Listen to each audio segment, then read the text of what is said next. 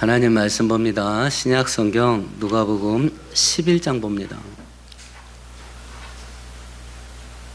1절에서 4절까지 한 절씩 교독합니다. 예수께서 한 곳에서 기도하시고 마치심에 제자 중 하나가 여짜오되 주여, 요한이 자기 제자들에게 기도를 가르친 것과 같이 우리에게도 가르쳐 주옵소서.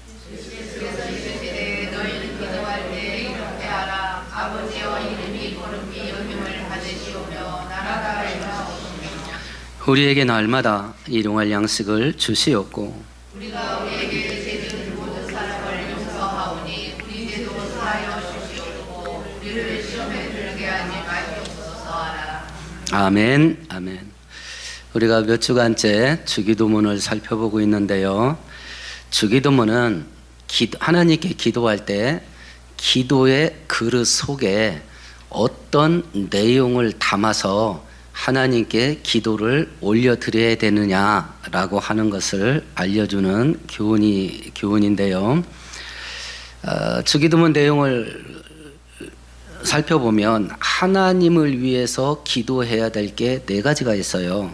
하나님 이름이 거룩히 여김받게 하는 것, 하나님 나라가 빨리 오게 되는 것, 그리고 하나님의 뜻이 하늘에서 이루어진 것 같이 땅에서도 이루어지는 것. 오늘 본문에는 없지만 마태복음 6장에는 나라와 권세와 영광이 하나님께 돌아가게 되는 것, 그리고 우리를 위해서는 또 4가지를 구합니다. 첫 번째는 일용할 양식을 주옵소서, 두 번째는 죄를 용서해 주옵소서, 세 번째는 시험에 들게 하지 마옵소서, 마태복음 6장에는 악에서 구하옵소서, 이렇게 내용이 구성되어 있어요. 우리를 위해서 기도하라라고 하는 제목 속에 일용할 양식을 주옵소서라는 기도의 제목이 있어요. 아마 여러분들은 형편에 따라 다르겠지만 누군가는 몇 년 일용할 양식 달라고 기도 안 해도 몇 년 먹을 게 있는 분이 있겠고 몇 달씩은 다 먹고 살 게 있을 겁니다. 우리는 일용할 양식을 달라고 기도하지 않아도 일용할 양식이 있습니다. 전 세계 80억 인구 가운데 10분의 1, 약 8억 명 정도가 기아에 시달리고 있어요. 그 사람들은 밥 3끼 먹는 게 아닙니다. 밥 3끼 일용할 양식을 달라고 수십 년째 기도해도 일용할 양식이 없어요. 그럼 이게 뭐냐? 이게 비록 일용할 양식을 달라고 하지 않아도 일용할 양식이 있는 우리에게도 먹고 사는 것이 내 능력에 달린 것이 아니라 하나님의 은혜에 달린 것이라는 것을 알게 하기 위함이에요. 내 먹고 사는 것이 내 직장, 내 사업장에서 나오는 게 아니라 하나님 은혜에서 오는 거다라고 하는 것을 알게 하는 것이고요. 꼭 식량 문제, 돈 문제뿐만 아니라 이 땅에서 육신 가지고 생활할 때 필요한 모든 것들을 포함하는 내용이 일용할 양식을 주옵소서라는 것에 포함하는 걸로 이해하시면 되겠어요. 오늘은 이제 나머지 2가지 기도 제목을 살펴보게 될 겁니다. 죄를 용서해 주세요, 시험에 들지 않게 해주세요. 이 2가지를 살펴볼 겁니다. 4절을 같이 읽어봅니다. 우리가 우리에게 죄 지은 모든 사람을 용서하오니 우리 죄도 사하여 주시옵고 우리를 시험에 들게 하지 마시옵소서. 나 자신을 위한 기도 제목 속에 일용할 양식 다음으로 죄 문제를 다루고 있어요. 죄를 용서해 주시고 유혹에 빠지지 않게 해주세요 라는 기도의 제목이에요. 나의 죄를 용서해 주세요라고 기도할 때는 내가 죄진 상태예요, 죄지지 않은 상태예요? 죄진 상태예요? 죄를 진 상태니까 용서해 달라고 하는 거죠. 그러면 성도가 죄 지을 수 있단 얘기예요, 없단 얘기예요? 죄 지을 수 있단 얘기예요. 그러면 성도가 죄 지을 수 있고 죄를 지은 상태라고 한다면 하나님께 죄 용서를 받아야 된다라고 하는 것이 성경의 진리예요. 만일 누군가가 죄를 지어도 회개할 필요가 없다라고 가르친다면 이게 제정신이에요, 이단이에요? 이단이에요. 그게 누구예요? 구원파예요. 그게 구원파예요. 한번 구원을 받으면 그 구원은 영원히 가기 때문에 구원받은 이후에 지어지는 죄에 대해서는 회개할 게 없다. 그래서 한동안은, 지금은 모르겠습니다. 이 이단들은 하도 가면을 잘 쓰니까 구원파에서는 주기도문을 예배 때 사용하지 않아요. 왜 그러냐면 이 구절 때문에 그래요. 자기들은 교리가 구원받은 이후에 죄 짓는 것은 회개하지 않아도 된다. 한 번 받은 구원은 영원히 가기 때문이다. 이렇게 가르치고 있는데 주기도문을 예배 때 사용을 하면 나의 죄를 용서해 주옵시고 이걸 해야 되잖아. 그러니까 자기 교리하고 안 맞아. 그러니까 주기도문을 사용하지 않아요. 성경은 우리들에게 분명히 이야기를 합니다. 성도가 죄를 지을 수 있다. 근데 성도가 죄를 지었을 때는 죄를 해결할 수 있는 길이 있다 없다? 있다라고 말을 해요. 용서함 받을 수 있는 길이 있어요. 오래전에 세상에 이런 일이라고 하는 텔레비전 프로를 하나 본 적이 있는데 경기도 시흥에 사는 사람이에요.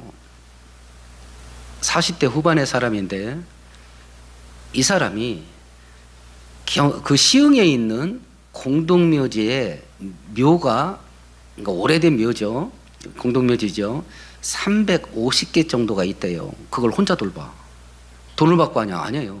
직장 생활하면서 운동 삼아 출근하기 전에 새벽에 묘지를 돌보고 퇴근해서 밤에 묘지를 돌봐요. 그래서 이제 취재를 나간 거예요. 어떻게 다 이런 일을 하게 됐나 내용을 보니까 이 사람이 젊었을 때 남봉꾼으로 살았나 봐. 아주 부모 속을 지글지글하게 썩인 것 같아. 그러니까 아버지가 죽음에 임박해서 너 나 죽은 다음에도 내 묘지 찾아와서 울지 마 이랬대. 얼마나 속을 쓰겠는지. 그리고 이제 그 아버지가 돌아가셨어요. 이제 자기는 살던 대로 맨날 술에 쩔어 살죠. 죽기 일보 직전까지 갔대. 그러다가 어떻게 하다가 제정신 차렸냐면 내가 죽음에 임박해서 부모님에게 불효를 너무 했구나 하고 그때 제 아버지 묘지를 찾아간 거야. 누가 돌보나? 지가 해야 되는데 여기까지 팽개쳤으니. 그래서 그 아버지 묘지 옆에다가 움막을 짓고 3년상을 치렀대. 그거 조선시대 때나 있던 거 아니야. 그걸 이 시대에 한 거야. 3년상을 치렀다고 하더라고. 그러니까 매일 일어나서 아버지 묘 돌보다 보니까 옆에 있는 묘가 신경 쓰이잖아요. 그래서 이제 벌초도 해주고 좀 관리하다 보니까 그 옆에 것도 신경 쓰여. 그러다 보니까 350개 다 한 거야. 풀만 깎는 게 아닙니다. 무너진 데 있으면 보수도 해주고. 이게 비 오면 쓸려 나가. 그러니까 배수로 덮어. 자기 혼자 다 해. 그러니까 PD가 물어봅니다. 지금 조선시대도 아닌데 어떻게 하다가 3년상까지 치르게 됐습니까? 그러니까 이 사람이 기가 막힌 일을 해. 제가 부모 속을 억수로 썩어 문드러지게 만들었는데 제가 정신 차리고 보니까 부모는 이미 돌아가시고 없습니다. 내가 부모한테 죄를 졌는데 죄를 용서해 줄 부모가 없습니다. 그래서 이렇게 합니다. 지금 성경은 뭐라고 말해요? 우리가 죄 졌을 때 죄를 용서받을 분이 있대. 죄를 용서함 받을 길이 있다는 거예요. 그러니까 이게 얼마나 축복인지 모르죠. 회개하시오! 그러면 우리 양심 찔리게 해가지고 하나님 노예되게 만들려고 하는 그런 걸로 알아. 근데 하나님께서 죄 졌을 때 회개해라 라고 할 때는 이유가 뭐예요? 우리에게 기회를 주는 거야. 기회. 하나님 은혜 받을 기회. 죄 지면 하나님과 관계가 끊어지는데 그걸 다시 연결할 수 있는 기회. 기회를 주는 거거든요. 그런데 우리의 본성이 강팍하다 보니까 이걸 우리를 괴롭게 하는 종교적인 의무로 생각해. 의무. 성경 한 구절 읽어볼까요? 구약 성경 1038 8페이지입니다. 이사야서 59장 한번 봅니다.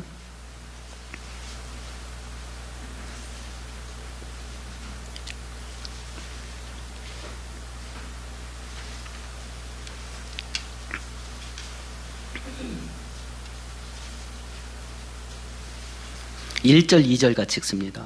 여호와의 손이 짧아 구원하지 못하심도 아니요 귀가 둔하여 듣지 못하심도 아니라 오직 너희 죄악이 너희와 하나님 사이를 내었고 너희 죄가 그 얼굴을 가리워서 너희를 듣지 않게 하게 하십니다.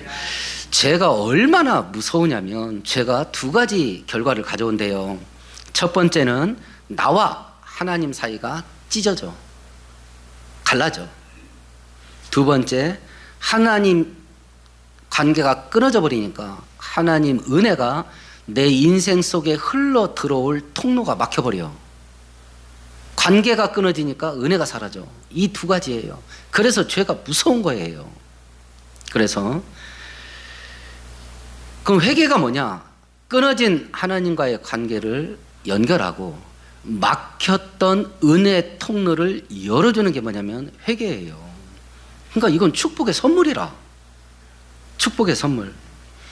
그럼 회개를 어떻게 해야 되냐? 회개는 진정한 회개, 하나님의 용서를 받게 하는 회개는 3단계로 진행돼요. 첫 번째는 성경에서 하나님께서 야야 이건 죄요 라고 하는 걸 나도 맞습니다, 그게 죄입니다 라고 인정을 해야 돼. 지금 이 세상이 무서운 것은요, 국가 지도자들이 자기가 한 짓이 죄라는 걸 인정을 안 해. 근데 그 똑같은 짓을 다른 사람이 했어. 그건 죽일 놈이야.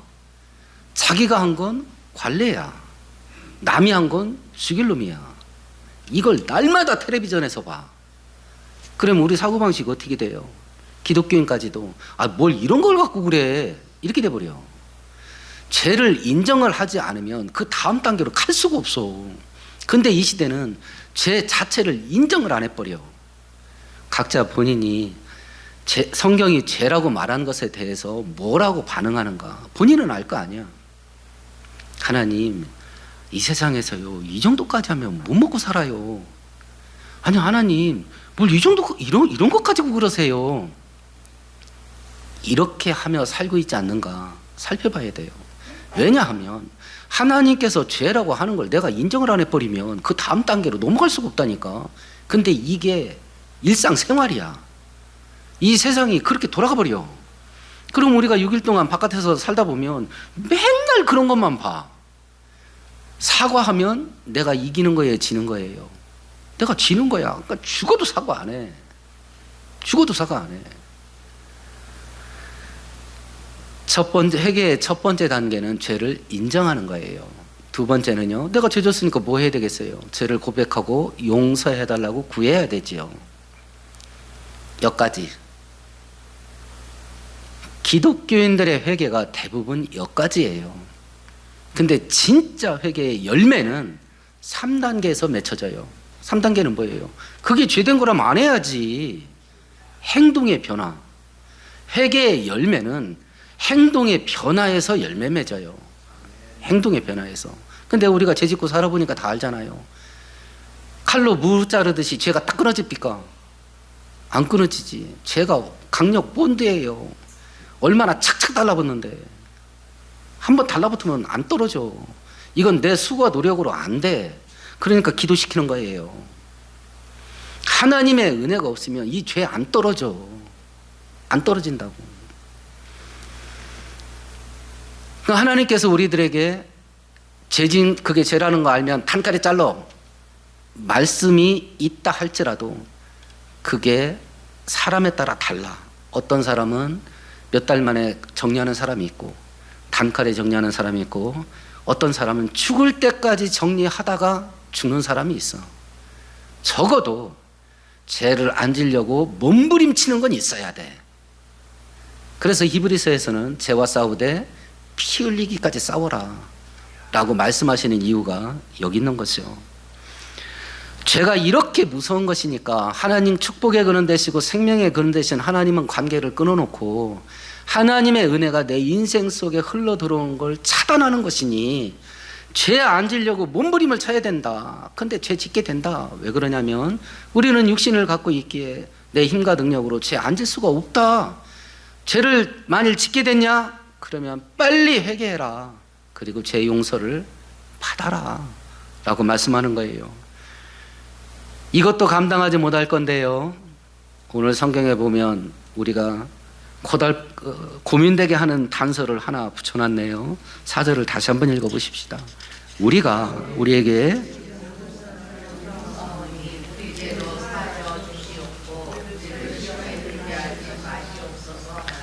내 죄를 용서해 주세요 라는 말 앞에 뭐가 있어요? 나에게 죄를 지은 모든 사람들을 내가 용서하오니 내 죄도 용서해 주세요. 이렇게 돼 있어. 오메, 이걸 어떻게 감당한대? 이걸 어떻게 감당해? 나에게 죄를 지은 모든 사람들의 죄를 내가 용서합니다. 용서하다는 단어가 두 가지 의미가 있어요. 첫 번째는 용서하다, 두 번째는 내어버리다. 내다버리다. 다른 사람이 나에게 죄 지은 모든 것을 내가 가슴에다 담지 않고 내다버립니다. 내다버립니다. 그리하오니 나의 죄도 용서해 주세요. 이렇게 돼 있어요. 잘못 오해하면 내가 모든 다른 사람들의 죄를 다 용서를 해야 내 죄가 용서안 받는다. 이렇게 오해할 수는 있습니다. 죄를 용서받는 건 예수를 주님, 그리스도, 하나님의 아들로 믿으면 죄 용서 받습니다. 그런데 어찌됐든지 분명한 것은 나와 관련된 주변 사람들과의 화목하게 되는 것과 내 죄가 하나님으로부터 용서함 받는 걸 하나님이 엮어놓은 건 맞아요. 엮어놓은 건 맞습니다. 엮어놨어요. 이걸 그림같이 설명한 것이 마태복음 18장인데요. 예수께서 설명을 하셨습니다. 어떤 왕에게 신하가 2명 있었다. A가 있고 B가 있는데 A라는 신하가 이 왕에게 1만 달란트 빚을 졌다. 근데 못 갚는다. 그래서 왕이 붙잡아 놓고 네 자식, 네 아내 전부 다 팔아가지고 빚 갚아라. 그러니까 신하가 어떻게든지 갚을 테니 말미를 주세요 라고 하니까 왕이 보니까 아이고 불쌍해. 그래서 됐어 하고 퉁쳐줬어. 한 달란트는 금 34kg예요. 한 달란트는 당시 시세로 2000년 전 시세로 노동자 6,000일 일당이에요. 1만 달란트면 노동자 16만 년 월급이야. 이런 빚을 질 수도 없고 갚을 수도 없는 거야. 이걸 퉁쳐준 거예요. 당시 기록에 보면 이스라엘이 로마 제국에게 조공을 바치잖아요. 식민지니까. 로마 제국에게 바치는 세금이 1년에 800달란트였다 그래요. 그러니까 1만 달란트 탕감받은 게 어떤 건지 감이 잡히시죠? 근데 이 애가요, 이걸 탕감받고 기분이 좋아라 했습니다. 그리고 나오다가 B를 만났어요. 근데 저놈 죽일 놈이야. 나한테 100데나리온 꿔가가지고 안 갚아. 한 데나리온은 노동자 하루 품삯이에요. 그럼 100데나리온이면 월급 3개월치 월급이야. 3개월치 월급 빌려갖고 띵껏 먹고 안 갚아. 그래서 어떻게 했냐면 감옥에 가둬버려. 고발해버렸어. 사기로. 감옥에 가다 놓고 너 갚을 때까지 나오지 마. 이러고 감옥에다 가둬버렸네요. 주변 사람들이 보니까 저건 사람도 아니야. 애라는 신하가. 그래서 왕한테 임금님이 애라는 놈한테 1만 달란트 탕감해줬잖아요. 그놈이 나가서 어떤 짓 했는지 아세요? 여차했습니다. 다시 끌려갔어. 그리고 한 푼 마지막까지 다 갚을 때까지 너도 감옥에 있어 하고 갇혔다 라고 하는 예를 들면서 이렇게 말씀하셨어요. 마태복음 18장 봅니다. 35절 보십시다.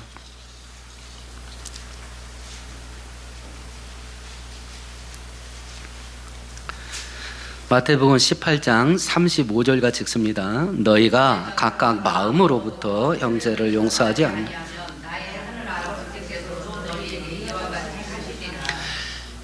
이걸 또 엮어놨어요. 네가 네 형제들을 용서하지 않으면 하나님께서도 네가 한 그대로 해줄 거다. 이렇게 말씀을 하셔요. 우리의 기도가 응답되는 것과 내가 주변 사람들하고 어떻게 인간관계를 맺고 사는가라고 하는 것이 굉장히 밀접하게 엮여버렸어요. 신앙생활 사람 보고 하냐? 하나님 보고 하지. 이게 망하는, 내 인생 망하게 하는 첫걸음이요. 하나님은 네 목숨을 다하여 힘을 다하여 뜻을 다하여 마음을 다하여 하나님을 사랑하고 또 그와 같이 네 이웃을 네 몸과 같이 사랑해라. 이것이 제일 큰 계명이라 그랬거든. 근데 사람을 딱 떼내버려. 그리고 하나님하고만 관계 잘 맺고 살면 되는 거 아니냐. 이건 성경이 말한 적도 없어. 근데 사람을 제껴놔버리면 하나님 관계가 꼬여버려. 근데 그렇게 됐다는 것도 몰라. 내가 주변 사람이 인간관계가 완전히 막 분탕질을 해놨어. 망가졌어. 전부 다 피해자예요.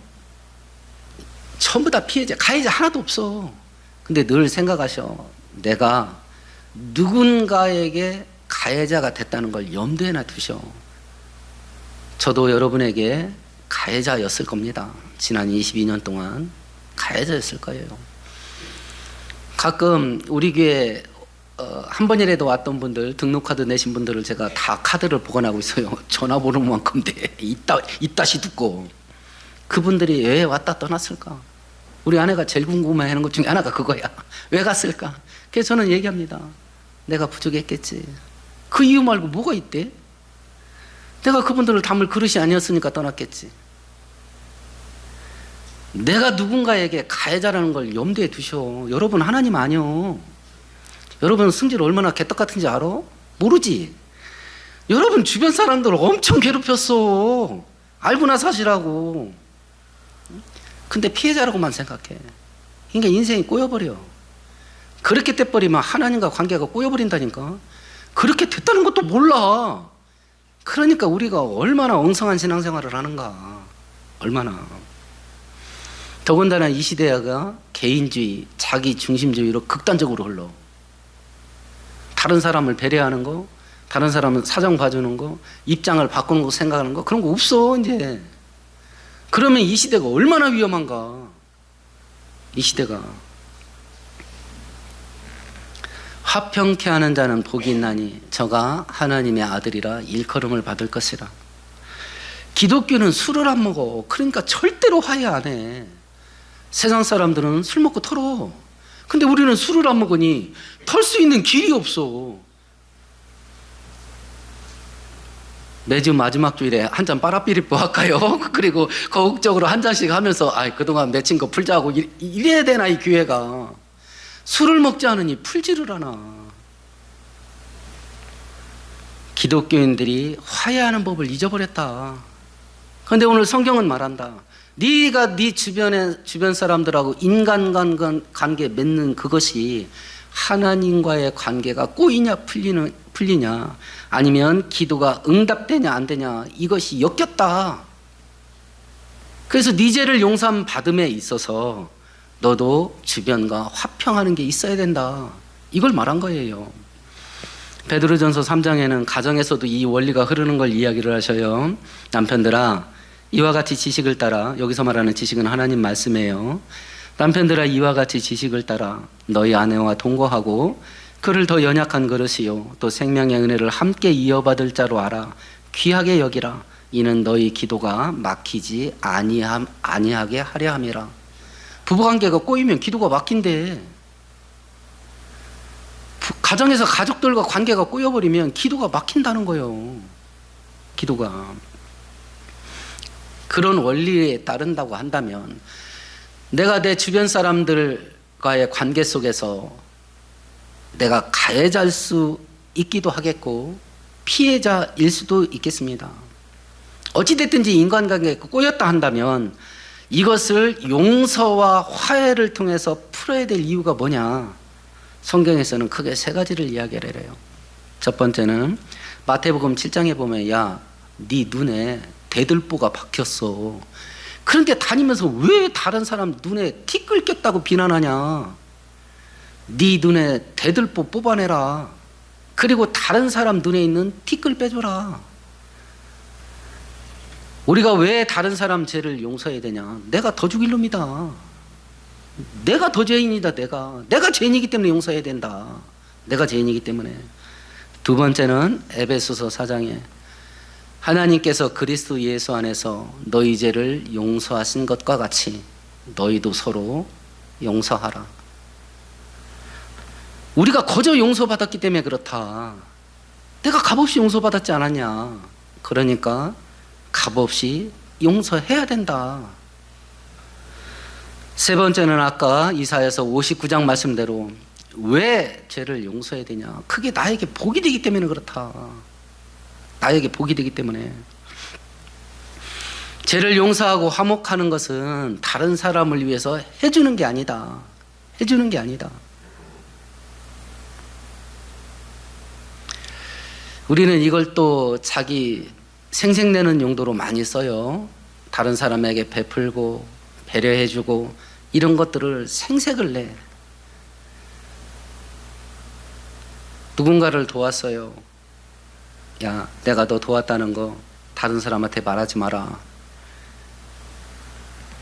근데 한 달이 지나도 내가 그 사람 도왔다는 걸 아무도 몰라. 아니, 나는 말하지 말라기도 저놈은 지는 말하고 다녀야 될 거 아니야, 주변에. 제가 나 도와줬다고 어려울 때 아무도 몰라. 딱 보니까 그놈이 말 안 하고 다닌 것 같아. 그러니까 다른 사람하고 만나서 한잔할 때 내가 꼭 걔를 도와줬다는 걸 칭찬받기 위해서가 아니라 걔가 말이지 사람이 안 된 것 같아. 이러면서 자기 공적을 얘기를 안 해준 걸 얘기 안 한 걸 비난을 하는 거야. 다른 사람한테 내가 이런 말을 하면 안 되는데 라고 뭔 말을 하시죠. 그런 말을 진짜 하면 안 돼. 이게 우리야. 이게 우리야. 그러니까 용서하는 것조차도 생색을 내려고 그래. 나를 위해서 하는 거야. 나를 위해서. 나를 위해서. 나를 위해서 기도하는 것. 첫 번째는 일용할 양식이요. 두 번째는 죄 문제를 해결해야 된다. 죄 문제를. 왜 그러냐? 하나님과 관계가 끊어지고 은혜가 막히기 때문에 그렇다. 나를 위한 세 번째 기도 제목입니다. 4절을 다시 한번 읽읍시다. 우리가 우리에게 죄지은 모든 사람을 용서하오니.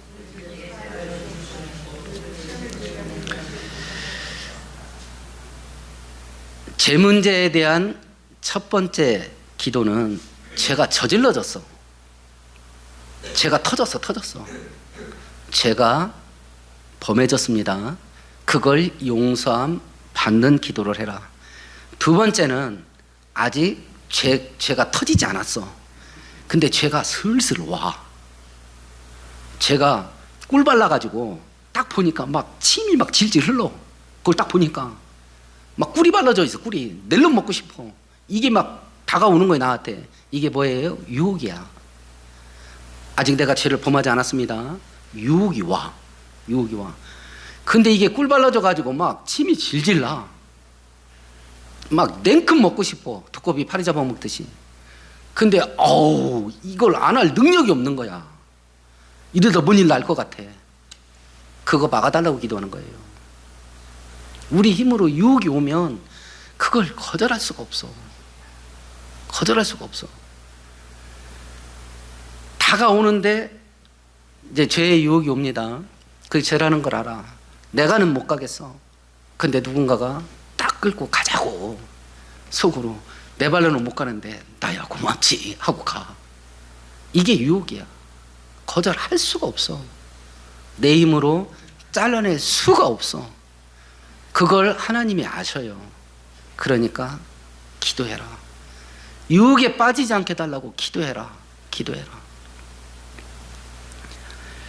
우리 한글 성경에는 시험이라고 번역된 걸 앞뒤 문맥을 잘 보셔야 돼요.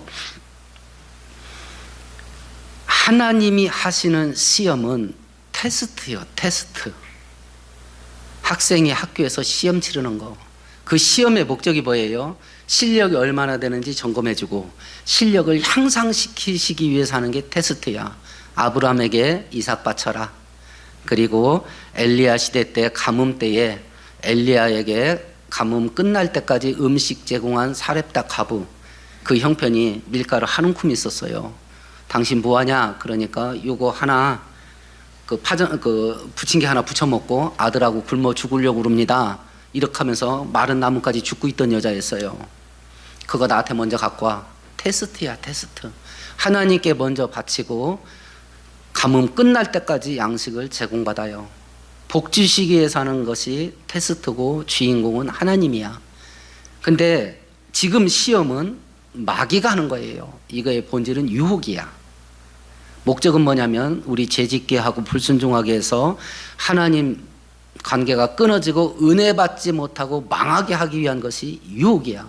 근데 이 유혹은 내 힘과 능력으로 수양을 쌓고 도덕 쌓아서 될 수 있는 게 아니에요.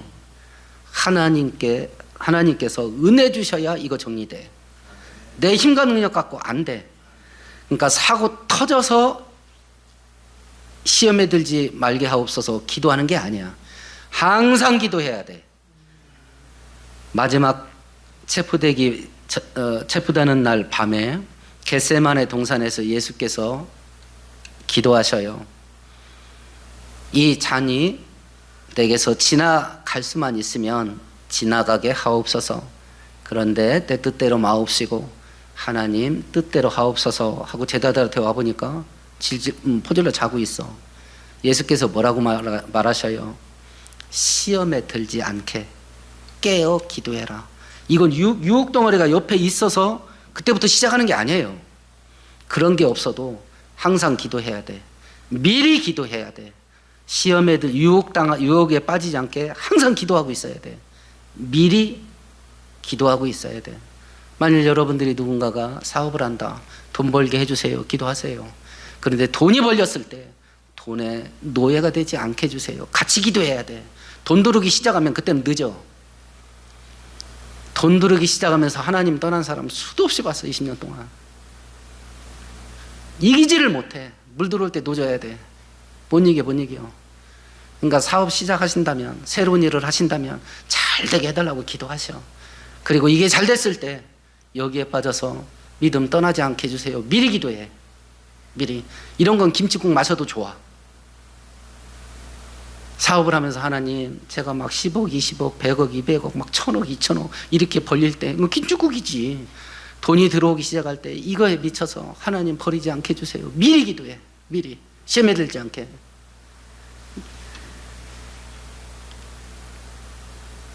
이 제 문제에 대한 기도와 유혹에 빠지지 않게 해달라는 기도, 이게 내 생활 속에 있는가? 이 기도를 우리가 분석을 해보십시다. 주기도문 내용을 분석해 보면 하나님을 위해서 기도하는 게 거의 대부분이야. 나를 위해서 기도라는 것은 내 욕망, 내 소원, 내 갈망이 뭔지를 그대로 원색적으로 보여주는 게 기도야. 내 소원을 막 말해낼 테니까. 그런데 그 기도의 그릇에 담을 게 나에 대한 기도보다 하나님에 대한 기도가 대부분이야. 이게 하나님 원하는 기도였어요. 이게 나에 대한 기도를 분석해 보면 먹고 사는 것도 있어요. 그런데 영적인 게 대부분이야. 죄에 관한 거, 의롭게 사는 거, 거룩하게 사는 거, 이게 대부분이야. 이게. 그럼 이런 특징을 살펴보면 우리가 기도의 그릇에 담아야 되는 하나님이 원하는 기도의 내용과, 만일 내가 기도를 한다면 내가 기도의 말을 하는 그 내용과 이게 서로 비교를 해보는 거죠. 그러면 하늘에 속한 것과 하나님에게 속한 것, 영적인 것, 거룩한 것, 의로운 것들을 더 많이 기도해라 라고 함에 있어서, 그러면 부자 되고 성공하고 출세하는 것은 하나님 관심 받기냐?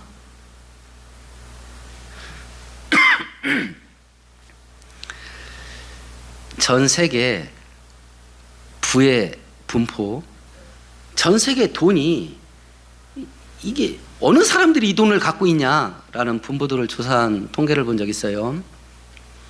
전 세계 인구의 10%. 이 사람들은요, 자손 대대로 돈 깔고 살아. 돈 깔고 살아. 막 돈에 파묻혀 죽어. 아무리 써도 이자 불어나는 것이 더 빨라. 그게 10%야. 전 세계 인구의 20%는요, 평생 돈 걱정 안 하고 살아. 그러면 100명 중에 30명, 100명 중에 30명, 이건 뭐 죽을 때까지 돈 걱정 없이 살아. 100명 중에 50명, 그냥 밥 먹고 살아요. 보통의 사람들이야. 밥 먹고 살아. 100명 중에 20명,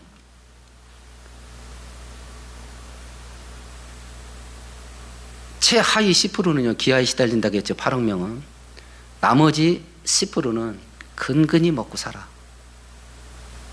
그러면 이 통계를 교회에 옮기면요, 어떻게 될까요? 저는 똑같다고 봐요.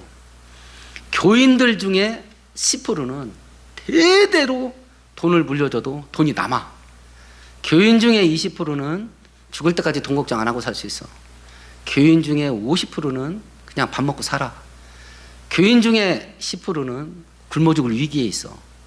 교인 중에 10%는 근근히 먹고 살아. 자, 이제 각자가 하나님 아버지라고 생각을 하세요. 내가 전능한 아버지야. 자식이 10명이 있어. 그럼 그 10명의 자식한테 어떻게 줄래요? 지금 우리나라 부자들 막 그 유산 상속세가 거의 50%에 육박하니까 이걸 어떻게 자식들한테 물려줄까 막 머리 터질라 하잖아요. 내가 전능한 하나님이야. 근데 나에게 자식이 10명이 있어. 근데 그 중에 3명은 평생 돈 걱정 없이 살게 해주고, 5명은 그냥 그럭저럭 먹고 살게 해주고, 1명은 언제 굶어 죽을지 모를 그런데 두고, 또 1명은 근근히 밥 새끼 먹고 살게 한다. 이게 이해가 돼? 이게 이해가 돼요? 근데 이게 현실이야. 전능하신 하나님이 전 세계에 있는 20억 기독교인을 이렇게 살게 하시는 거예요. 돈이 없는 게 아니야. 당신에게 능력이 없는 것도 아니야. 야, 근데 어떤 자식은 굶어 죽게 만들고, 어떤 자식은 큰거니 먹고 살게 하고, 어떤 자식은 죽을 때까지 돈 걱정 없이 살게 하는가? 하나님께서 설명을 하네. 뭐라고 말하냐면, 돈이 있이 살든지 돈이 없이 살든지 내 자식은 믿음 갖고 사는 거다. 이렇게 말씀하셔. 환장하지. 만일 이것을 믿음으로 맞습니다 하나님 하고 받아들이지 않았다면 아마 죽을 때까지 하나님하고, 하나님 이런 식으로 하면 나하고 거시기 하지요, 이렇게 하고 살아야 돼. 이게 용납이 안 되면 거시기 하지. 내가 자식이라며. 응? 주기도문에 그게 담긴 거예요. 주기도문에 그게 담겼어. 기도할 때 하나님에 대한 걸 더 많이 해라. 기도할 때 거룩하고 의롭고 경건하고 죄와 싸우는 이 부분을 더 많이 기도해라. 내 육신 생활에 필요한 건 딸랑 하나야. 일용할 양식을 주세요. 근데 내 기도의 그릇은 뭐냐? 오로지 여기에 달렸다. 오로지 이것 주고 저것 주고 저것 주고 막 오로지 여기에 달렸다. 오로지.